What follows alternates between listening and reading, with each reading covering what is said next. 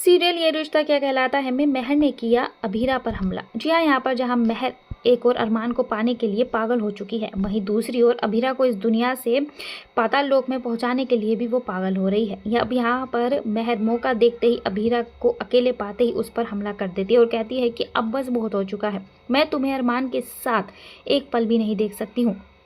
बहुत साल हो चुके हैं तुम्हें यहाँ से गए हुए, लेकिन अब बस बहुत हो चुका। अब तुम अरमान की ज़िंदगी में दोबारा नहीं आ सकती हो, क्योंकि मैं अरमान से प्यार करती हूँ, मैं उससे शादी करना चाहती हूँ। ये सुनते ही अभीरा गुस्से से तिलमिला जाती है, क्योंकि अभीरा के दिल में कहीं ना कहीं अब भी अरमान के लिए फीलिंग्स हैं।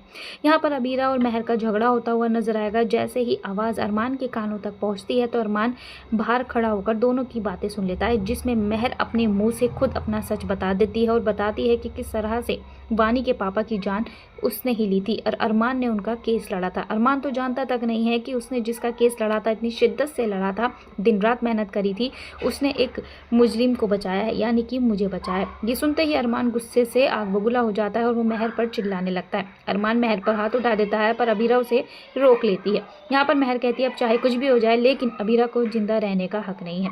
पहले यहाँ पर अरमान के होते हुए महर अभीरा को टच तक नहीं कर पाती है, जिसके बाद अब अरमान फैसला लेता है कि वो अभीरा के साथ रहेगा और महर को सजा दिलवा कर रहेगा।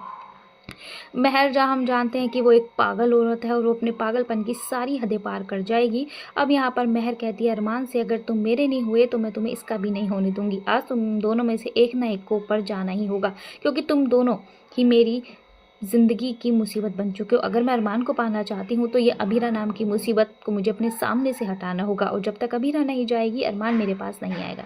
पहले यहाँ पर सीरियल में आया ये तड़कता भड़कता ट्विस्ट आपको कैसा लगा, कमेंट सेक्शन में अपनी राय ज़रूर से ज़रूर दीजिएगा। और आपको क्या लगता है, क्या वाकई महर अरमान के लिए परफेक्ट है, या फिर अभीरा को एक बार फिर से अरमान को अपनी ज़िंदगी में आने का सुनहरा मौका देना चाहिए? आपकी क्या राय है, ज़रूर से ज़रूर बताइएगा।